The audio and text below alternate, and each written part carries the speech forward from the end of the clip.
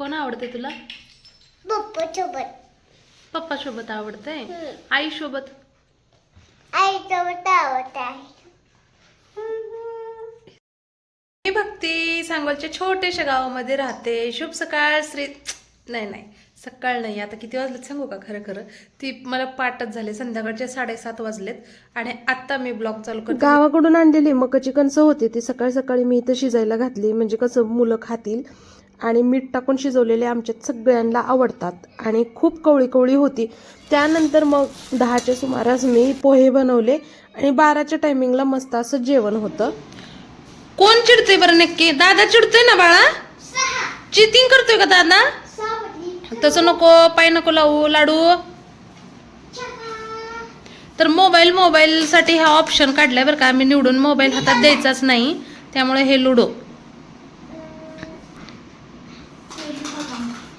नीट खेळा. कुठला गेम आहे रे लाडू? लाडूलीचा कुठला गेम आहे?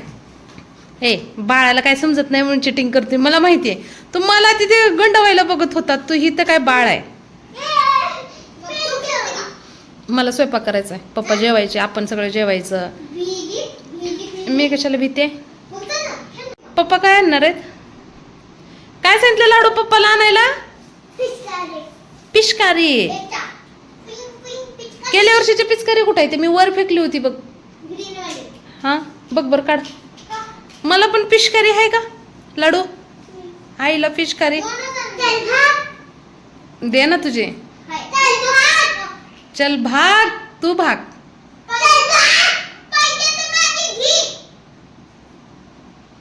कोण आवडते तुला? पप्पा सोबत. पप्पा सोबत आवडतंय. आई सोबत? आई सोबत आवडत आहे. हे सगळं बळणं चाललंय बरं का. आई आवडते का पप्पा? आई आवडत.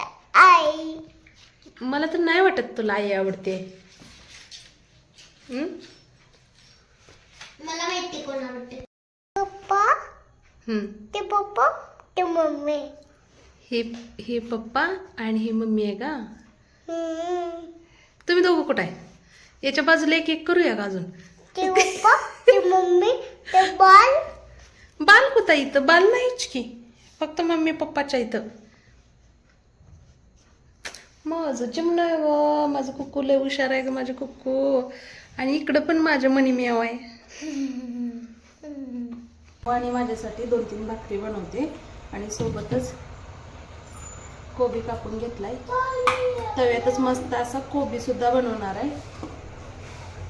आज काय माहिती, आज दिवसभर ना मला व्हिडिओज नाही शूट करावा वाटला. असंच मरगळण्यात दिवस गेला. पण तसं नाही, डेली ब्लॉग अपलोड केला पाहिजे. त्यासाठी आता संध्याकाळचं नाईट रुटीन तुमच्यासोबत शेअर करणार आहे. तर चला 2-3 भाकरी बनवून घेते बाजरीच्या. इकडे जेवण चाललंय, भात भाजी मस्त अशी. शेवग्या शेंगा देऊ का? बाजरीच्या भाकरी बनवून घेतल्या. मग लोखंडी तव्यामध्येच म्हणलं कोबू बनव. तर कोबू आमच्यात कोण खात नाही बरं का, पण आणल्यानंतर कधी तर असं 2-3 दिवस लोळतो फ्रीजमध्ये आणि मग नंतर अशा पद्धतीनं कोबू मी बनवते. आणि नंदबाईला पण कोबू आवडत नाही, तर बाजारात आणलं की ते कोबू माझ्याकडे पार्सल करून देतात, गावाकडे ठेवून घेतच नाही. मग ते कोबू मला इथं संपवावा लागतो. तर मस्त असं जिरे मोहरे टाकून टोमॅटो कांदा टाकला, तळून घेतला आणि मग नंतर स्वच्छ चिरून घेतलं, धुवून घेतलं आणि ती कोबू टाकून त्याच्यावर तिखट मीठ हळद टाकलं. तर शेंगदाण्याचं कूट डाळ काही नाही, मी फक्त लोखंडी तव्यात तिखट मिठामध्ये मी ह्याला छान असं थोडंसं पाण्याचा शिंतोडा मारून शिजवून घेणार आहे. टेस्टी लागतं. कोण आणलं पिचकारी? माझी आहे, पिंक माझी आहे.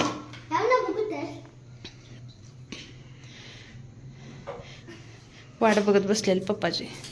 आहा खुश. मळ्यातून येताना ना संध्याकाळची धार काढून दूध घेऊन आले होते आहो.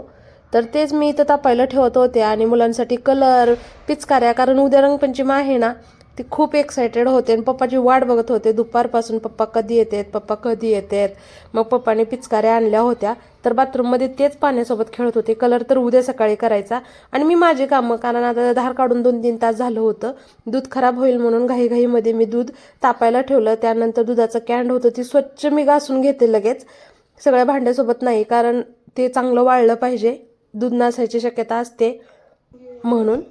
दिवसभर गावाकडं रानामध्ये काम आणि थकून येतात, मग मी जेवण तयारच ठेवते. आल्याला हातपाय तोंड धुतलं, पोरांसोबत थोडंसं गप्पा खेळणं झालं त्यांचं की लगेच मग सगळे जेवायला बसतात. तर मस्त अशी शेवग्याची शेंग मी दुपारी बनवलेली होती, तेच रस्सा भाजी सोबत कोबू, बाजरीची भाकरी आणि भातसुद्धा होता. पण आहो भात कसलंच खात नाहीत मुलांसाठी भात. तर मस्त असं ककडी हे सगळं जेवायला वाढलं त्यांना. आणि माझं दूध तापायचं काम चालूच होतं. पुढे काय झालं तुम्हाला सांगते बरं का.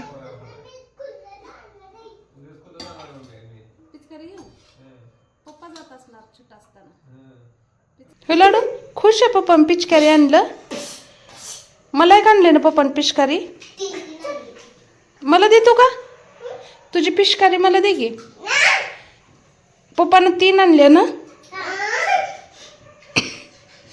बापरे बापरे, आगाव बघा गे. हा सकाळी मला एक दे की पिचकारी. ग्रीन नाही, मला लाडूची पाहिजे, लाडूची. पप्पासोबत जेवा थोडं. पप्पानी येते वेळेस मुलांसाठी कलिंगड घेऊन आलेलं, कारण समर्थला कलिंगड खूप आवडतं. आणि आता उद्या सकाळी तर पप्पा लवकर जातात, त्यांना पप्पासोबत खायचं होतं. आणि कलिंगड थोडंसं खराब निघालं. मागच्या वेळेस माझ्याकडून खराब निघालं, मला ओरडले होते. ह्यावेळेस त्यांनी आणले, ते सुद्धा खराब निघालं. पण ठीक आहे, एवढं बी खराब नव्हतं, खाण्यासारखं होतं. पण जास्त लाल एकदम डार्क असं नव्हतं, तर मी ते चिरून दिलं. किती जरी उशीर झाला तर आमच्यात ना कलिंगडचे खूप वेडे आहेत. जसं की आहो, समर्थ, आमची राधाला सुद्धा आमच्या कलिंगड खूप आवडतं. आणि हे तिघं ना दादावरच गेलेत, म्हणजे सगळेजण म्हणतात की दादावरच गेलेत, म्हणजे आहोंवर. आणि आता उन्हाळा, तर आमच्याकडे 3-4 महिने दररोज कलिंगड किती होतील काय सांगता येत नाही आता गावाकडे गेल्यानंतर. तर आता तर सध्या एकावरच दिवस चाललेला आहे, पण गावाकडे गेल्यानंतर मग काय गणितच नसतं कलिंगडचं.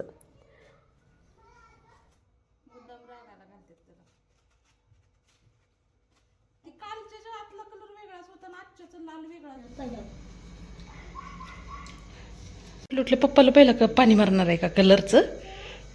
हॅपी होली करणार आहे, रंगपंचमी. आहो मला ओरडले, कारण ते खाली बसून जेवत होते आणि मी उभा टाकून जेवत होते. दूध तापत 2 भुगण्यामध्ये दूध ठेवलं होतं. तर मोठ्या भुगण्याकडे माझं लक्ष, बारक्या भुगण्यात थोडं दूध असल्यामुळं ना लगेच उतू गेलं आणि जवळजवळ अर्ध भुगणं दूध उतू गेलं. आहो म्हणले मला झोपलीस का, म्हणजे कधी मला ओरडत नाहीत, पण आज ते ओरडले. कारण लाडूसाठी दूध आम्ही गावाकडूनच आणतो, इथं भेसळ दूध असतं, चांगलं नसतं. 1-2दा मी आणून बघितलं होतं, तर लाडू पिला नव्हता आणि तब्येत त्याची बिघडते. तर मला ओरडले. मला खरंच माझी चूक होती. कधी मला ओरडत नाहीत आहो, पण पोरांसाठी काय झालं का मग आहो सोडत नाहीत. ओरडले मला, काय झोपलीस का म्हणले उभारूनच.